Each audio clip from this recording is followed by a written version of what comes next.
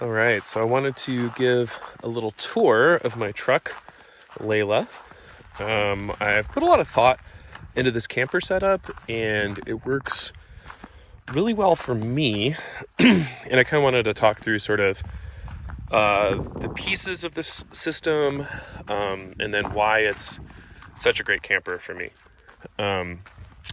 So the base of the camper, as you can see, is of course this Suburban.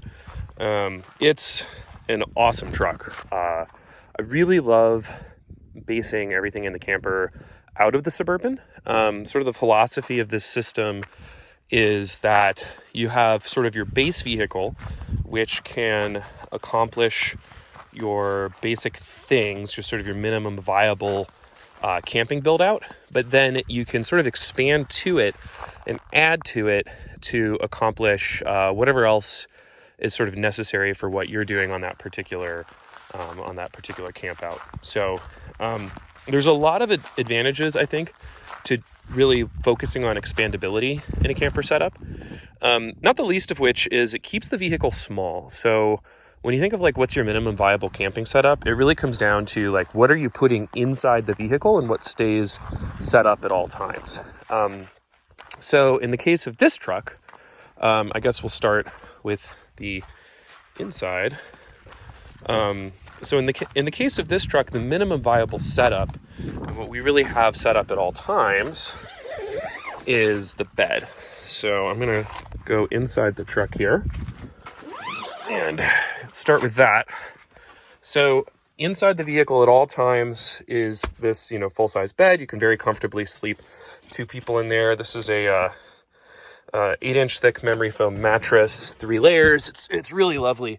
And then I have the shelving system in here, which holds kind of all my stuff. So I actually keep these shelves stocked at all times. So when this vehicle is parked and in storage, it's kind of always ready to go.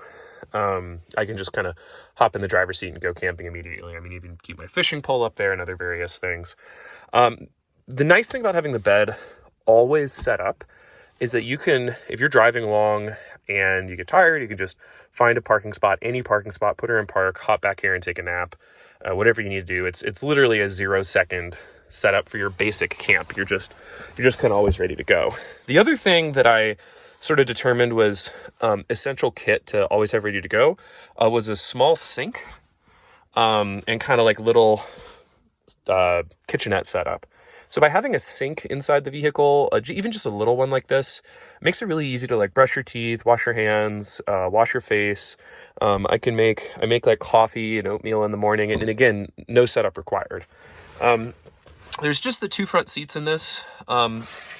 Again, with that theme of expandability, this bed, I can pull the bed out, and actually there's what was originally the 3rd row seat on the Suburban, that'll click in here, and I get 3 extra seats in the back, and then those are the seat belts that can then go down and connect to that seat. So if I ever need to use the vehicle for taking people around and maybe doing a ski trip or something like that, I can still seat 5 people in here and take them places and still carry plenty of gear. Now, obviously you can't stand up in here. I'm sitting right now, so you can definitely like sit and sort of get your basic things done. But that is a big compromise, compared to the vans. So if someone were to live full-time in their vehicle, having, a standing interior space or even a bathroom as kind of their core setup, like there's definitely, I understand that. I understand wanting to have, a bathroom that's just always ready to go. For me, I decided to remove that constraint, because I don't really live in this. This is really a weekend warrior. So, there's usually bathroom access or, we're out camping and then, you kind of do whatever you do camping. So that's been fine. Now, if I want to bring extra people, so this is sort of the passenger seat. I keep this sort of up and out of the way to get a bit more space most of the time. But you can actually sleep 3 in here because that passenger seat will fold flat. So you kind of have, it becomes essentially like this mini sort of bed area. And I've had friends sleep on this seat, lay out very comfortably, and then had 2 more people sleeping back here. So you can absolutely sleep 3 in this vehicle quite easily, which is really nice. So that's kind of, again, going with that theme of expandability. You can expand and use the setup in different ways depending on what's going on. So the next big thing in sort of this theme of expandability is what I'm in right now. So this is what's called the room. So there's this awning above me, made by ARB, and then I'm standing up in here. So I'm about 6 feet tall. You can, of course, change the height of the poles, make this if you're even taller. You can make it even taller. I've found that having a standing space that's clean and private is actually a really huge benefit. And that was kind of a big issue on some of my early trips, especially if you're going to like a festival, like let's say you're going to Burning Man or Lightning in a Bottle or something like that, and there's a bunch of people around. Maybe you're traveling with a friend and you guys need a private space for changing, or you just kind of want to be clean and have a private hangout space where you can leave your stuff lying around, and not have everything out in the open. So for festivals, that's really, really, really great. And that's where this comes in. So, again, by removing that constraint of, I need to have this like big enclosed changing room ready all the time, it's put me into a vehicle that's, definitely smaller than a van, especially those like full-size Sprinters and things like that. A vehicle that brings a lot of capabilities on its own. It's 4-wheel drive. It's got a 6.5-liter diesel engine. I can tow. I can do all these things with it. Very good off-road. I've never been able to not take it somewhere off-road. And then when I get to camp, I can just set up this section. And now you have that nice private changing area where you can go from that, straight through your changing area, right, into your bed and everything like that. So for me, that's been a really awesome addition to the system. Now, the other thing is, there's plenty of times where, the vehicle can haul quite a bit on its own. I have this really nice, to put a ladder on the side there. Let's take this ladder up so you can see. And then I put up here a full-length roof rack. So I actually had to build this custom. This is 8-foot synthetic decking material. And I spaced out these sort of supports on it so that it's strong enough that you can actually get up here and stand here. We've had 4, 5, 6 people up here. It's plenty strong to hold whatever you're going to put on it. And this was actually sort of an unforeseen benefit of the Suburban. It's a very long vehicle, so to have this full-length roof rack like this, it's kind of like having a pickup truck bed, except on the roof of the vehicle. So if I need to like haul a bunch of firewood or just a bunch of extra stuff, extra gear for whatever trip I'm going on, that can just go up here. And of course, I also keep my spare tire up here. Now, another thing that's really worth noting, that's a big asset to having this Suburban as a base vehicle is, so I'm here at Pruitt Ridge right now. It's a very, very popular campground. This is in Big Sur. This is probably my favorite campsite in the whole world. And I think you can see why. It's just, 360-degree views of the Pacific and the mountains, and it's just gorgeous. But, one of the things you're seeing on this video that you rarely see in Pruitt Ridge videos is that I'm the only one here. And today's a Sunday in June. It's a beautiful holiday weekend.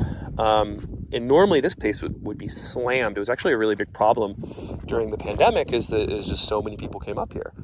So why is no one here? Well, so Nacimiento Ferguson Road is just right over there. That's normally how you'd get here. It's a nice paved road that leads to an easy dirt road. I've seen people bring Honda Civics and Accords and all kinds of stuff up here. It's not hard here to get here at all when you could take Nacimiento Ferguson, but that road is closed.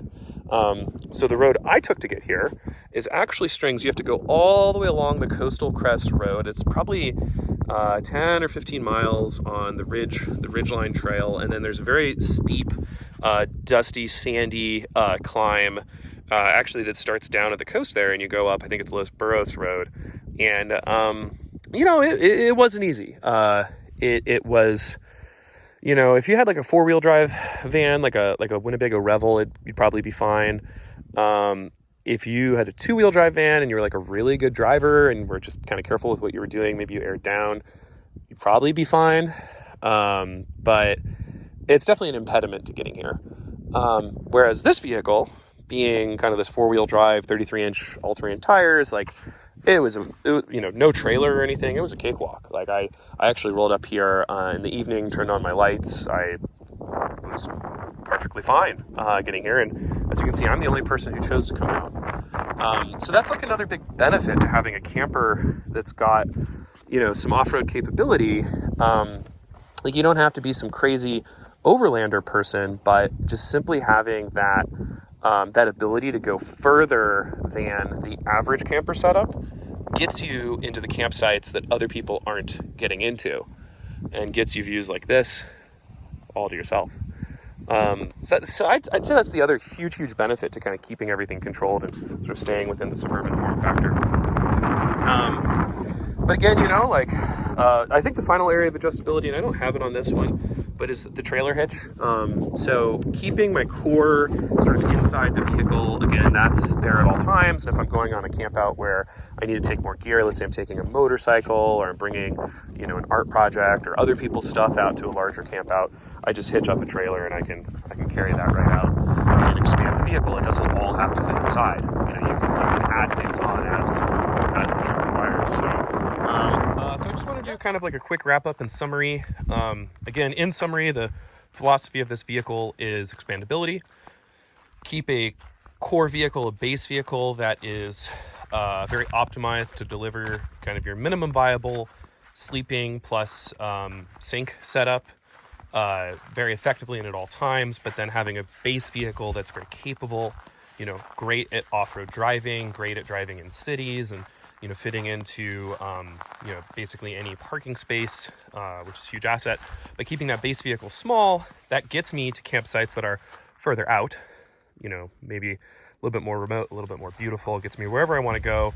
But once I'm there, I then set up this room, which is the extension to the interior space, and I get all of the space and changing space and private space that you would get in a larger vehicle like a van. I get it all when I'm at camp, which is really when you need it anyway. I don't think that's really the great time that you need that space. So here's the room with the sidewalls down to show just the kind of the level of privacy you can get in there.